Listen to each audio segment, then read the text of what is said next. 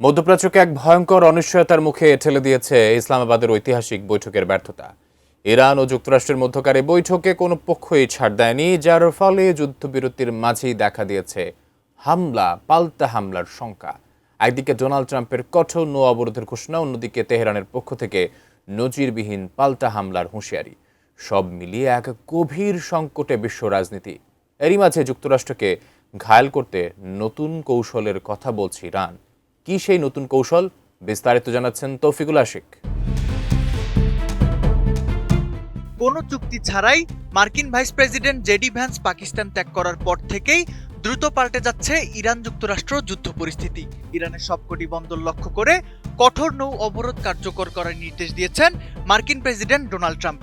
Pentagon জানিয়েছে মার্কিন সামরিক বাহিনী ইরানের বন্দরগুলো থেকে প্রবেশ ও বহির্গামী সব জাহাজের ওপর নজরদারি এবং প্রয়োজনে শক্তি প্রয়োগের জন্য সম্পূর্ণ প্রস্তুত রয়েছে। ট্রাম্পের এই সিদ্ধান্ত মূলত ইরানকে অর্থনৈতিকভাবে পঙ্গু করে দেওয়ার এক চরম প্রচেষ্টা। হোয়াইট হাউসের দাবি, ইরান তাদের ইউরেনিয়াম অপসারণ নিশ্চিত না করা পর্যন্ত এই অবরোধ চলবে। কোয়ালিটি সম্পন্ন আন্তর্জাতিক মানের still bar CSRM, committed for better still. কিন্তু তেহরান এবার পিছু হটার বদলে আরও কঠোর হুঁশিয়ারি দিয়েছে। ইরানের জাতীয় নিরাপত্তা কমিশনের মুখপাত্র ইব্রাহিম রেজাই মার্কিন এই পদক্ষেপকে ফাঁকা বুলি বলে উড়িয়ে দিয়েছেন। তিনি সামাজিক যোগাযোগ মাধ্যমে এক চাঞ্চল্যকর বার্তায় জানিয়েছেন, ইরান এবার এমন কিছু কৌশল প্রয়োগ করবে যা এর আগে যুক্তরাষ্ট্র কখনো কল্পনাও করেনি। ইরানের বিপ্লবী গার্ড বাহিনী বা IRGC সরাসরি হুঁশিয়ারি দিয়ে বলেছে, হরমুজ প্রণালীর দিকে কোনো মার্কিন যুদ্ধজাহাজ এগোলে তা হবে সরাসরি যুদ্ধবিরতির লঙ্ঘন। তারা এই অবরোধকে জলদস্যুতা হিসেবে আখ্যা দিয়েছেন।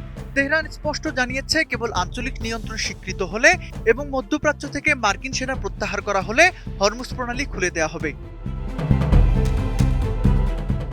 তবে যুক্তরাষ্ট্রের এই নৌ অবরোধের পরিকল্পনায় সায় দিচ্ছে না তাদের প্রধান মিত্র দেশগুলো। যুক্তরাজ্যের প্রধানমন্ত্রী কিয়ার স্টারমার জানিয়েছেন, লন্ডন এই ধরনের অবরোধ সমর্থন করে না। একই সুরে সুর মিলিয়েছে ফ্রান্সও। অন্যদিকে ইউরোপীয় কমিশনের president Ursula von der Leyen নৌ চলাচলের স্বাধীনতা রক্ষার উপর গুরুত্ব দিয়ে ওয়াশিংটনের নীতি থেকে দূরত্ব বজায় রেখেছেন।